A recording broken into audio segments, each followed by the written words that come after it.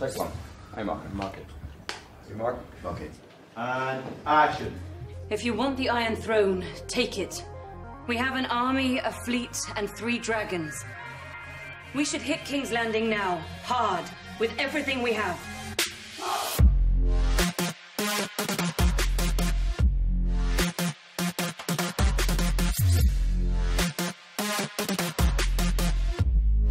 The scene where we first reveal the new alliance of Yara and Ilaria and Olenna Tyrell with Dany is vitally important in terms of the plot beats that it sets up, which echo through the season.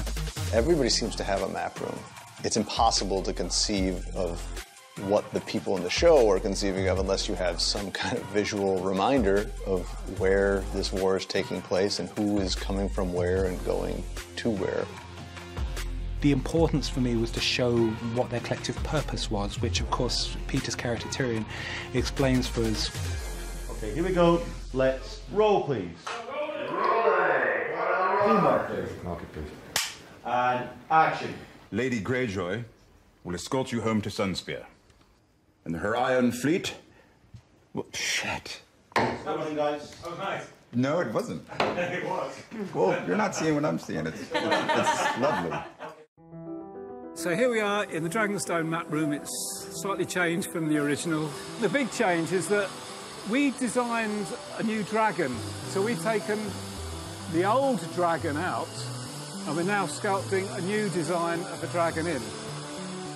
What you got? What we got? I got the map table. The first time we obviously see this and see the furniture, we're going to have it all sort of caked in dust and sort of lived in, and the map markers, all the old map markers, going to be tossed around the floor. So obviously the second time we do it, when we see it next, we'll sort of clean it up, and that's when we'll have the new map markers in there, basically. We will not attack King's Landing. So how do you mean to take the Iron Throne? By asking for it nicely? With the exception of Tyrion, all the allies that matter in this scene are all women. I don't think there are that many situations in film or television where you see 4 women sitting around a table discussing power and strategy and war. Will you take a bit of advice from an old woman? I've known a great many clever men. I've outlived them all. Do you know why? I ignored them. You're a dragon. Be a dragon. Dame Diana telling me to be a dragon, I was like, banked. I'm gonna wake up some mornings and just tell myself that. It's been so rare. We've all sort of been in like separate TV shows on these different locations story-wise, and we're lucky if we even meet each other actor-wise, so it's so much fun to be in the same room and act with them again. Okay, settle now please, guys. Here we go. Let's roll, please. Sound speed. Sound speed. 13 Lima, take 1. Speed. C marker only.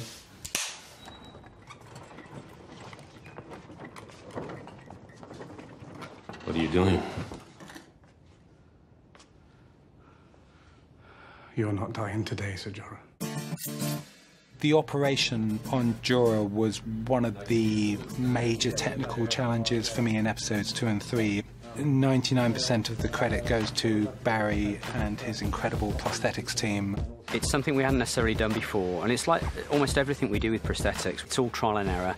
We had to devise a way of removing the top outer skin of this disease and having an underlayer beneath which could bleed, and we'd have pus and various gooey things. And I think we had a team of 4 applying his body makeup. My call, I was picked up at the hotel at 1:45 in the morning, and it was 5 or 6 hours to get the full top body prosthetic done. Okay, and stand by to rip, please. Ripping in 3, 2, 1, rip. The props for this scene are props that will be used in one scene, never seen again. You could have gotten away with a throwaway version of those props, and I bet 9 out of 10 people wouldn't have noticed because their eye is somewhere else. Deb doesn't approach her job thinking, well, nobody's gonna be looking over here. She gives equal focus to everything. What people hold in their hands is really important because that tends to be what the camera will actually see in close-up. So something like Sam's medical instruments, you know, it's that cross between sort of medieval But at the same time, you know, we're in the Citadel, and what does that mean? And what sort of instruments would Sam use to operate on Jorah? Please try not to scream. I had two specific images. One was the camera there, and one was the camera there. The idea being that when we were seeing the scalpel cut through the grayscale, I wanted to also be able to see Ian's face and the pain of that. It had to have context. As a cutaway, it's just a prosthetic, but when Ian's face is in there, to me, it comes to life. Even though everybody on the set knows that it is a prosthetic, there's an instinctive human reaction when you see blood and when you see flesh coming away from body and sinew underneath. You just have that instinctive reaction that you can't really control, seeing something that I shouldn't be seeing. You do have those nice moments when you're as an actor where you sort of, which you're not supposed to do, there's supposed to be a hush in a studio, but certain moments people go, oh no, that's disgusting. How's that, Mark? That's really good.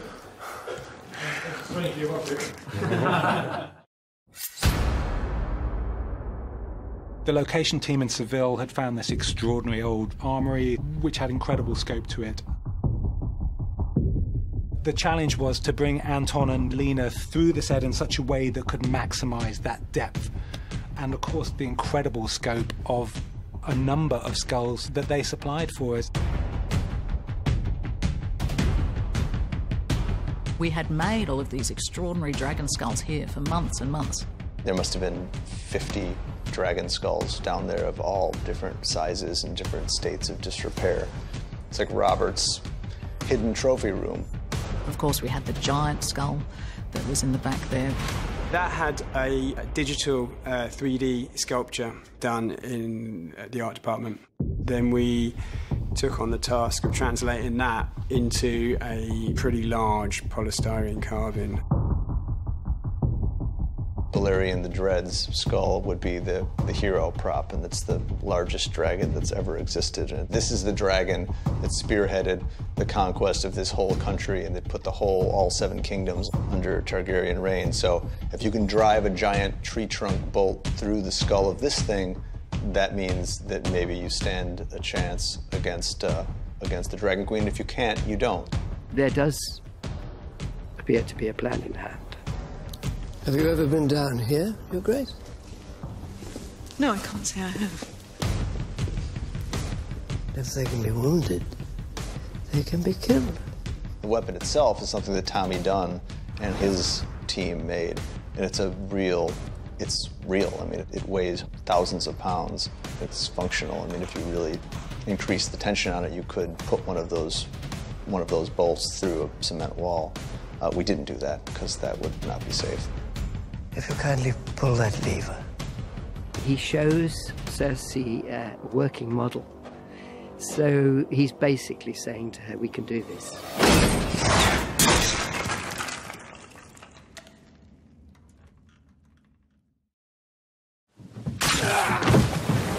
You're the greatest captain of the seas, so we needed a good sea battle in this series, right?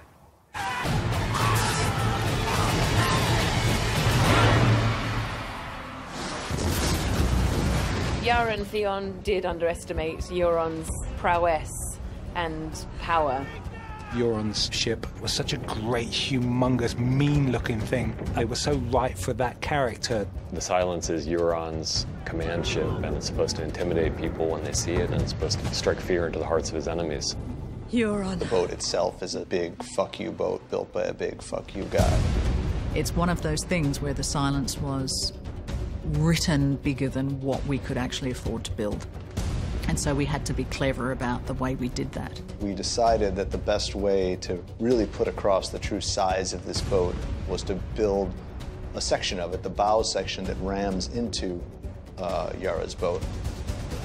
And so we designed a big naval ram that was on the front of that boat that would then crash into Yara's.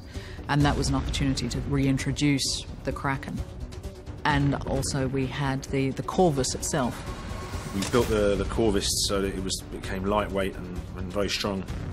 We had a stuntman standing on the end, but obviously a controlled fall, so we had to make sure we had the right speeds, which meant that we had to control it with a wrench system.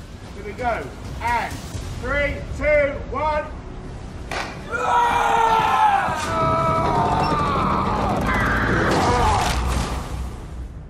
One of the major challenges in the boat sequence was how to, sell the idea that this was happening at sea, that they were floating on water, and yet we're in a car park in Northern Ireland. Sam's first ever was, well, we'll just blast a load of water against the sides and it will splash up. By having this splash up, there was immediate visceral connection with the ocean.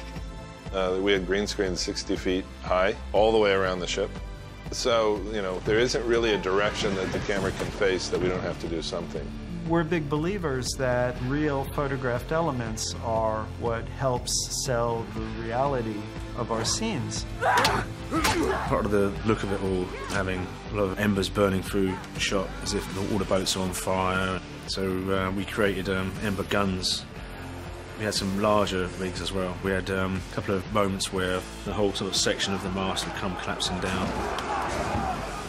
Part of the battle is Euron's crews fire the burning projectiles at Yara's crew. Our effect there is really a lighting effect, which was basically a flare. Sometimes we had flares fired freehand, and sometimes we had flares fired down wires. Okay, here we go. 3, 2, 1, action! I have an axe, right? Of course he has an axe. He doesn't fight with a sword, he has an axe. So the first hit I have, blood just came like, and I was like, yeah, this is awesome. All right, next one. The Iron Islanders have a particular breed or species of violence, which is bludgeoning, basically. I wanted it to feel like of a riot when there's a flash of, violence, and it just kicks off, and nothing should look choreographed. We had 40 stunt guys on there, 6 cast members, and the crew. It will be axe, whip, yank, punch. Namira, played by Jessica, with the whip. That's quite a challenge to have a busy environment with an 8-foot whip. So we do lots of inserts with the real whip, and then we use a CG extension.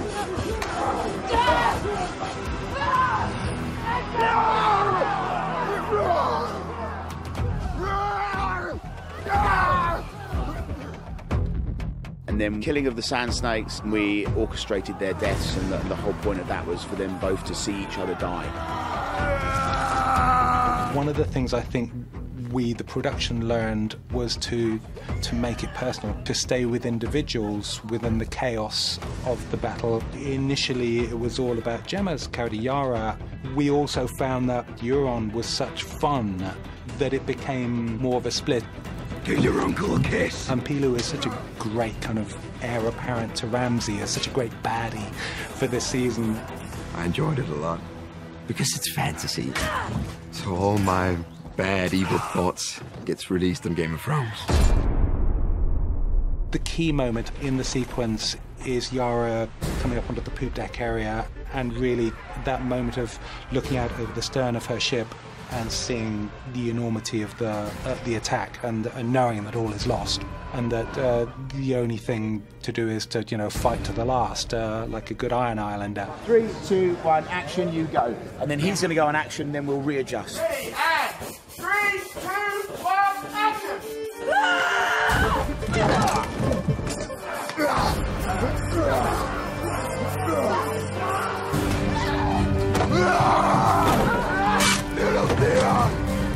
And it really all comes down to close-ups on 3 people and where they're at the end of this experience. The key emotional moment was loss and betrayal when she realizes that her brother is broken. A take that I think we ended up using on her close-up, where there was just a small tear, which we tend to be very show a lot of restraint in any kind of overt emotion in the series generally, but that felt earned to me.